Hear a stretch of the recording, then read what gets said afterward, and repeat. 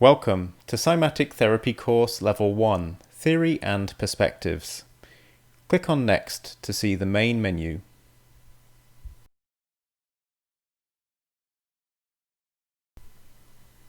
The main aim of this course is to help you to develop a fundamental and comprehensive understanding of the fields of cymatics and cymatic therapy.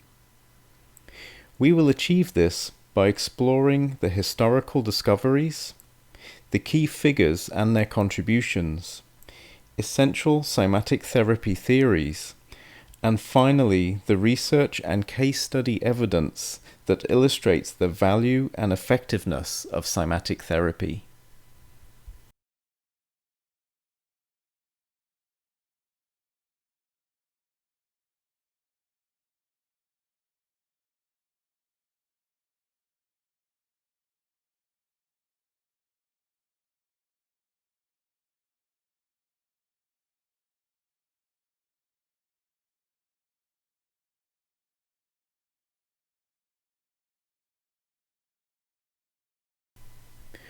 When you reach the end of each section, you will be invited to take part in an interactive quiz. The quiz will test your knowledge with a combination of multiple choice questions, true or false questions, short answer questions, and item matching. There will be approximately 20 to 30 questions, and you will need to reach a required score of at least 80 to 90% before moving on to the next section. Welcome to Part 1, where we will begin to explore the fascinating history and learn about the key figures that have made profound discoveries and enriched our understanding of cymatics. Before we embark on this exploration, I would firstly like to introduce you to the definition and fundamental characteristics of cymatics. The word cymatics originated from the Greek word chyma, which refers to waves. I would imagine at the time of this conceptualization, the Greeks were observing waves in the sea. However, when we are considering waves in relation to cymatics, we are observing the effects of waves created by audible sound vibration and resonance. Now, the actual field of cymatics is a scientific and artistic discipline. It is scientific as it is based upon measurable and repeatable experiments and observations, incorporating concepts and methodologies that we use in both maths and physics. As you progress through this course, you will learn about the most relevant and fundamental mathematical and physics-based concepts that underpin cymatics, such as frequency, resonance, amplitude, and geometric formations. The field of cymatics is also an artistic discipline, as it cultivates an endless plethora of visual imagery that is both unique and enriching to the senses. This imagery is created by the process of making sound visible, which is a key feature of cymatic investigation. The origins of cymatic therapy began in the 15th century, when the first documented cymatic patterns were carved on stone cubes in Roslin Chapel in Scotland. We will explore more about this later in the section. Before we move on, I would just like to present you with a cymatics definition. Put in the most simple terms, it is the measurement and observation of audible sound vibrations' influence upon material substances. The basis of this definition will be brought to life later in this course as we begin to observe the many cymatic soundscape images that have been created during the last 500 years.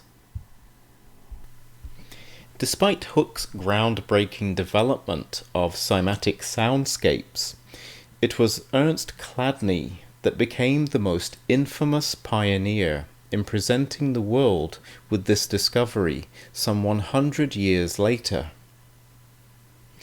Ernst Chladni was a German-born musician and physicist, often referred to as the father of acoustics. Chladni replicated and further developed Hooke's experiments by testing a wider range of frequencies that created a greater selection of cymatic soundscapes. He also worked with a different range of materials and surfaces. In his experiments, he would use a violin bow, but would adjust it to different levels of tension to produce a wide range of musical notes. He also used a more extensive range of materials, including fine sand on surfaces such as brass plates and the wooden panels on the back of string instruments. The cymatic soundscapes were catalogued into a set of accurately drawn illustrations and given the name Chladnifigures. Chladnifigures helped to illustrate that cymatic soundscapes can be easy to replicate and offer many highly refined geometric patterns. Since the creation of the Chladnifigure catalogue, this discovery has been a constant source of fascination to mathematicians, musicians, geologists, physicists, and the public throughout the world. The methodology and illustrations have also provided a vital set of guidelines to inspire future research, as we will see throughout the remainder of this course. During the 1950s, Dr. Manners returned from Eastern Europe to the UK with a catalogue of therapeutic cymatic frequencies that had been developed during the 10-year project with the original research team. Shortly after his return, Dr. Manners worked with an engineer to create the first known cymatic therapy instrument, which was completed in the early 1960s. He then opened the first cymatic therapy clinic at Brepton Hall in England in 1963. I would now like to introduce the second biological system that forms a direct and highly beneficial interaction with cymatic therapy. Every time cymatic therapy is applied directly to the body, the audible vibration gently stimulates the local sensory nerves. This interaction produces a soothing response that can be compared with the light touch applied during massage and cranial osteopathy.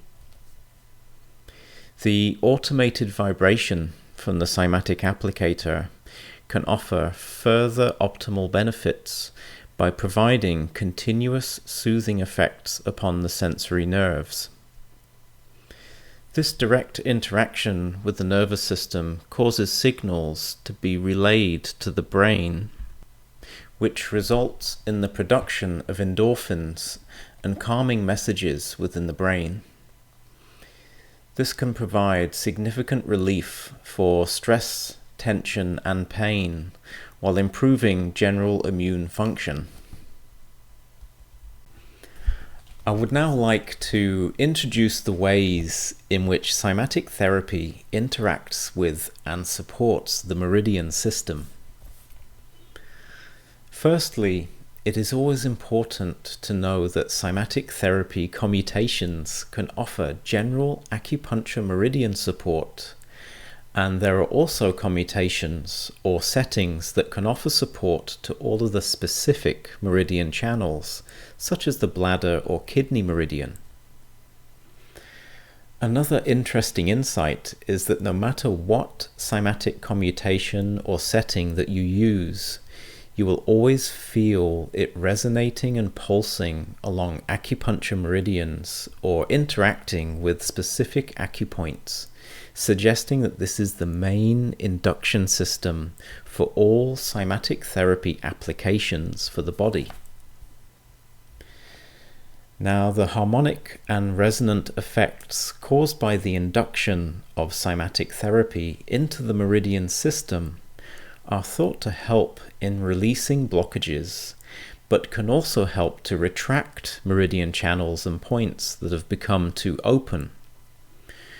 Now, once these imbalances have been addressed, the vital energies, vapors, and substances should be able to flow again to provide the optimal support for the body. Another important feature with regards to cymatic therapy applications is that acupoint and meridian support can be provided both locally and systemically. Now, systemic meridian support can be delivered to the whole body by applying cymatic therapy to the peripheral meridian points and channels which are located in the hands and feet. This means that you do not have to be an acupuncture or Chinese medicine expert to offer essential support to the acupuncture system. Now, the benefits for the meridian system can be indicated during a cymatic therapy treatment when observing the direct relief and for mental or physical symptoms that are experienced by your client. Now that I've provided some insights into the subtle energy bodies, we can now explore the ways in which cymatic therapy can provide support for this vital and fundamental energetic system. Beginning with the etheric body, which actually has its own cymatic therapy commutation to provide direct support when applied through the nerve plexus points or wherever an etheric disturbance is detected. Additional cymatic therapy commutations, such as vital life force, aura coordination, and aura distortion, are also applied to support all subtle energy bodies. In fact, all cymatic therapy treatments begin with all of these commutations applied to the nerve plexus energy centers in order to provide truly holistic and multidimensional therapeutic support. Now, the harmonic and resonant conduction of these commutations can be observed through the sensing and focused vibration around the nerve plexus energy centers during each cymatic therapy application.